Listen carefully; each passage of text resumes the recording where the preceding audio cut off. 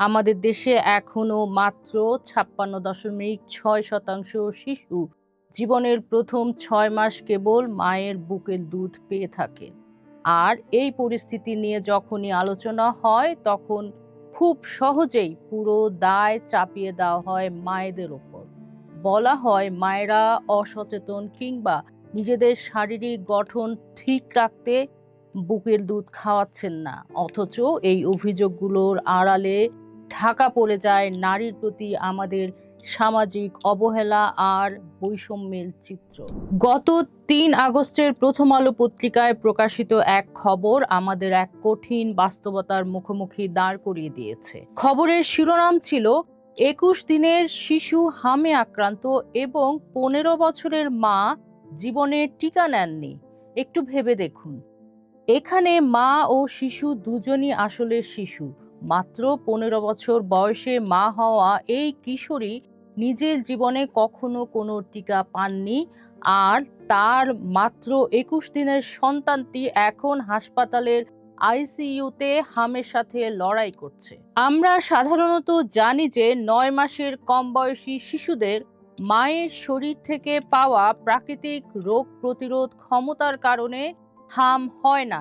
আর এই ধারণার উপর ভিত্তি করে শিশুদের ৯ মাস বয়সে প্রথম এবং ১৫ মাস বয়সে দ্বিতীয় ডোজ টিকা দেয়া হয়। কিন্তু ২০২৬ সালের বর্তমান পরিস্থিতি আমাদের দেখাচ্ছে যে ৯ মাসের কম বয়সী শিশুদের মধ্যেও এখন হামে আক্রান্ত হওয়া এবং মারা যাওয়ার ঘটনা বাড়ছে।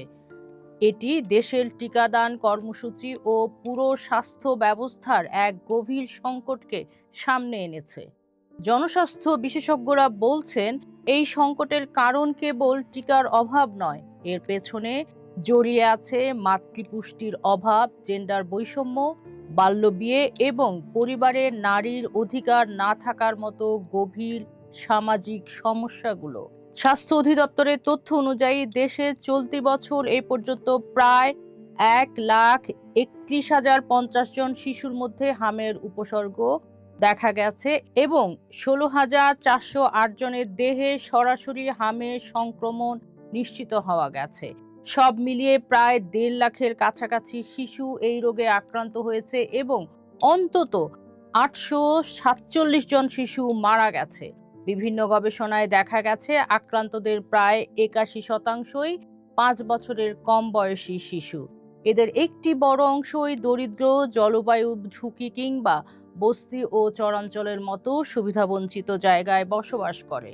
ইউনিসেফের তথ্য মতে দেশে ৫ বছরের কম বয়সী শিশুদের একটি বড় অংশ খর্বাকৃতি, ক্ষীণকায় এবং কম ওজনের শিকার।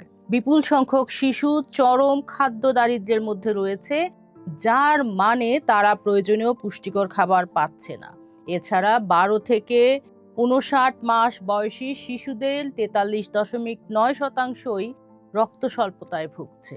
দারিদ্র্য আর অস্বাস্থ্যকর পরিবেশের সাথে যখন অপুষ্টি যুক্ত হয় তখন শিশুদের রোগ প্রতিরোধ ক্ষমতা একদম কমে যায়। ফলে হামের মতো সাধারণ ছোঁয়াচে রোগও শেষ পর্যন্ত প্রাণঘাতী হয়ে ওঠে। আমাদের দেশে এখনো মাত্র ৫৬.৬% শিশু জীবনের প্রথম ৬ মাস কেবল মায়ের বুকের দুধ পেয়ে থাকে। আর এই পরিস্থিতি নিয়ে যখনই আলোচনা হয় তখন খুব সহজেই পুরো দায় চাপিয়ে দেওয়া হয় মায়েদের ওপর।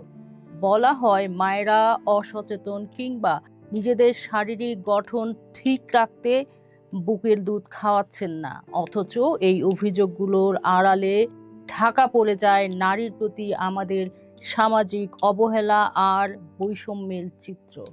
বাংলাদেশের গর্ভবতী মায়েদের ৫৩%-এর বেশি তীব্র রক্ত স্বল্পতায় ভুগছেন। এমন দুর্বল শরীর নিয়ে যখন একজন নারী সন্তান জন্ম দেন তখন তার শরীর আরও ভেঙে পড়ে। এর ওপর রয়েছে পর্যাপ্ত মাতৃত্বকালীন ছুটির অভাব, কর্মক্ষেত্রে বুকের দুধ খাওয়ানোর পরিবেশ না থাকা এবং স্বাস্থ্যসেবা পাওয়ার সীমিত সুযোগ। এমনকি যে মায়েরা ঘরে থাকেন তারাও প্রসবের পর প্রয়োজনীয় বিশ্রামটুকু পান না। বাংলাদেশ পরিসংখ্যান ব্যুরোর একটি জরিপ বলছে দেশের প্রায় ৭০% নারী জীবনে অন্তত একবার পারিবারিক সহিংসতার শিকার হচ্ছেন। এই মানসিক চাপ, পারিবারিক অশান্তি আর পুষ্টির অভাব মায়ের বুকের দুধ তৈরির ক্ষমতা কমিয়ে দেয়। এর সাথে যুক্ত হয়েছে বাল্যবিয়ে। ২০ থেকে ২৪ বছর বয়সী নারীদের ৪৭%-এরই বিয়ে হয়ে গেছে ১৮ বছর বয়স পূর্ণ হওয়ার আগে। এই অল্প বয়সে মা হওয়ার কারণে অপুষ্ট মায়ের গর্ভে অপুষ্ট শিশুই জন্ম নেয়, যা সমাজে প্রজন্মের পর প্রজন্ম ধরে অপুষ্টির এক চক্র তৈরি করে চলেছে।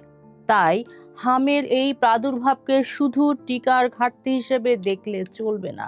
একে দেখতে হবে মাতৃপুষ্টির অভাব, জেন্ডার বৈষম্য এবং নারীর সামাজিক ক্ষমতাহীনতার এক দীর্ঘমেয়াদী সংকট হিসেবে। শুধু টিকাদান কর্মসূচি দিয়ে এই সমস্যার সমাধান সম্ভব নয়।